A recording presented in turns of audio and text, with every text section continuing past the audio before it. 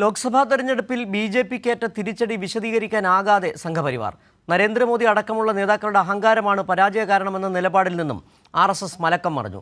RSS അജണ്ടകൾക്കേറ്റ തിരിച്ചടിയാണ് തെരഞ്ഞെടുപ്പ് ഫലമെന്ന യാഥാർത്ഥ്യവും അംഗീകരിക്കാനും തയ്യാറാകുന്നില്ല. ഓഗസ്റ്റ് 31-ന് ബി.ജെ.പി ആർ.എസ്.എസ് സംയുക്ത യോഗം കേരളത്തിൽ നടന്നേക്കും. ലോക്സഭാ തെരഞ്ഞെടുപ്പിൽ കേവല ഭൂരിപക്ഷമില്ലാത്ത ബി.ജെ.പിക്ക് ഉത്തർപ്രദേശ്, ഹരിയാന, മഹാരാഷ്ട്ര, രാജസ്ഥാൻ സംസ്ഥാനങ്ങളിൽ വലിയ തിരിച്ചടിയാണ് ഉണ്ടായത്. വോട്ടു ചോർച്ചയെക്കുറിച്ച് ആർ.എസ്.എസും ബി.ജെ.പിയും വിലയിരുത്തൽ ആരംഭിച്ചു കഴിഞ്ഞു. ഉത്തർപ്രദേശിൽ ആർ.എസ്.എസിന്റെ നേതൃത്വത്തിൽ 4 ദിവസമായി കാര്യകർത്ത വികാസ് ക്യാമ്പ് നടക്കുകയാണ്. ആർ.എസ്.എസ് നേതാവ് മോഹൻ ഭാഗവത്തിന്റെ നേതൃത്വത്തിലാണ് ക്യാമ്പുകൾ സംഘടിപ്പിക്കുന്നത്. യു.പിയിലെത്തിയ മോഹൻ ഭാഗവത് മുഖ്യമന്ത്രി യോഗി ആദിത്യനാഥുമായി 2 തവണ കൂടിക്കാഴ്ച നടത്തി.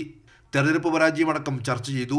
വാരണാസി, ഗോരഖ്പൂർ, കാൺപൂർ, അവധ് മേഖലകളിലാണ് ക്യാമ്പ് പുരോഗമിക്കുന്നത്.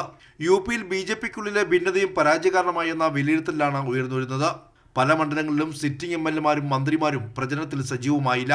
അയോധ്യ രാമക്ഷേത്രം വലിയ തരംഗമായില്ല എന്നതിന്റെ തെളിവാണ് ഫൈസാബാദ് മണ്ഡലത്തിലെ പരാജയവും. ഹരിയാന, മഹാരാഷ്ട്ര, പഞ്ചാബ്, രാജസ്ഥാൻ സംസ്ഥാനങ്ങളിൽ കർഷക രോഷവും തിരിച്ചടിയായെന്നും വിലയിരുത്തുന്നു. ആർ.എസ്.എസിന്റെ ഹിന്ദുത്വ അജണ്ടകൾക്കേറ്റ തിരിച്ചടിയാണ് തെരഞ്ഞെടുപ്പ് ഫലമെന്ന് അംഗീകരിക്കാൻ തയ്യാറാകാത്ത നേതൃത്വം മോദിയുടെയും അമിത്ഷായുടെയും മേൽ തോൽവിയുടെ ഉത്തരവാദിത്വം കെട്ടിവെക്കാനായിരുന്നു ആദ്യ ശ്രമം. എന്നാൽ ഇത് പാർട്ടിക്കുള്ളിൽ അതൃപ്തിക്ക് കാരണമായതോടെ മോഹൻ ഭാഗവത്തും ഇന്ദ്രേഷ് കുമാറും മലക്കം മറിഞ്ഞു.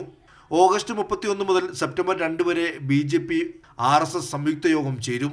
കേരളത്തിൽ പാലക്കാട് നടക്കുന്ന യോഗത്തിൽ മോഹൻ ഭാഗവത്തും ബി.എൽ സന്തോഷമടക്കം നേതാക്കൾ പങ്കെടുക്കും.